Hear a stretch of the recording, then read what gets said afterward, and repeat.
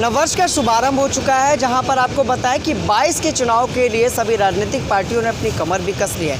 जहां इस वक्त हम बात करने वाले एनसीपी के प्रदेश अध्यक्ष उमाशंकर जी से कि आखिर 2022 के चुनाव में किस तरह से प्रत्याशियों को उतारने वाली है, किन मुद्दों को लेकर जनता के बीच जाने वाली है। आखिर उमाशंकर जी बताएं कि 22 का चुनाव आने वाला है, तैयारियां भी जोरों शोरों से चल रही है और जहां 2020 जो रहा बड़ा ख़राब रहा, कोविड के दौरान लोगों ने काफ़ी समस्याओं का सामना किया। इस नववर्ष पर क्या कहना चाहेंगे और किस तरह की तैयारियां चल रही हैं एनसीपी की 22 के चुनाव को लेकर?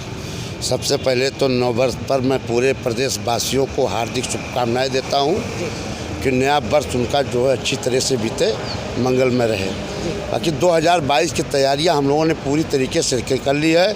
हमको किसान मुद्दा, नौजवान मुद्दा, बेरोजगारी को लेकर के ही जनता के बीच में हमको जाना है और जब तक हम इसको दूर नहीं करेंगे तब तक हम चुनाव लड़ने लायक भी नहीं रहेंगे। और ये सरकार जो आज वर्तमान में केंद्र और प्रदेश में चल रही है, लूट घसोट वाली सरकारें जो चल रही हैं, निहायत निकम्मी सरकार। आज तक आज़ादी से लेकर के आज तक कोई ऐसी सरकार नहीं बनी जो इतनी निकम्मी हो, जो जनता की आवाज़ न सुनती हो, किसानों की आवाज़ न सुनती हो।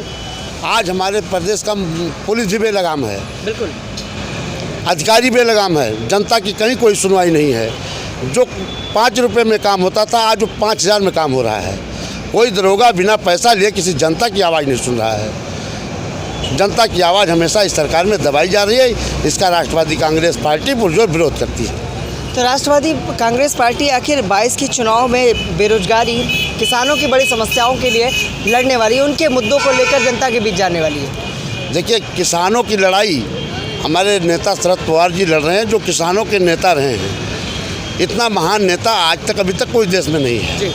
वो हमेशा किसानों के लिए चर्चा करते रहते हैं, किसानों की समस्या को लेकर हमेशा उदासीन रहते हैं बेचारे।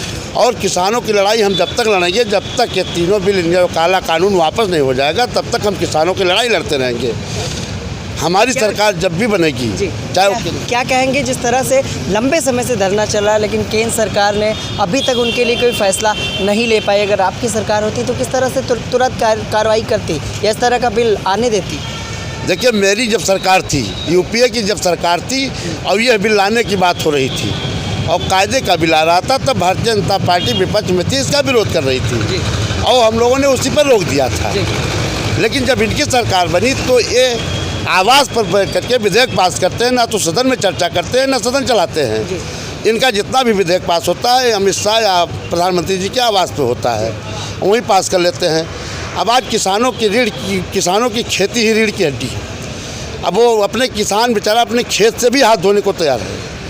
ऐसी व्यवस्था कहाँ चलेगी? सर आखिर बताएं कि जिस तरह से पूर्व की सरकारें जो आवास योजना होती है, जो गरीबों के लिए चलाई जाती है, उसको कहीं ना कहीं निःशुल्क देती थी। जैसे मायावती की सरकार रही, अखिलेश की सरकार रही, जहाँ मायावती सरकार में काशीराम योजना के तहत गरीबों को आवास मुफ्त बांटे गए, अखिलेश की सरकार में लोहिया आवास के तहत लोगों को मुफ्त बांटे गए। लेकिन मौजूदा सरकार में जिस तरह से प्रधानमंत्री आवास योजना के तहत जो धनराशि जमा करके आवास दिया जा रहा है, बहुत से लोगों को अभी आवास मिल भी नहीं पाए। तो क्या कहेंगे इसके बारे में कि सरकार को भी क्या जिस तरह से पूर्व की सरकारों ने निःशुल्क गरीबों के लिए आवास की व्यवस्था कराई थी, उस तरह से करना चाहिए?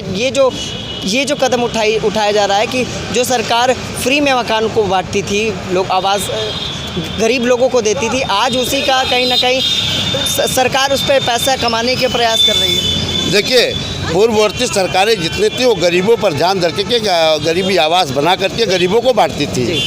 और मैं इस सरकार से चाहूँगा कि वही पूर्वज सरकारों की तरह फ्री आवास बांटे जाएं। लेकिन इनकी सरकार में लूट घसोट के पैसे के अलावा और कोई काम नहीं।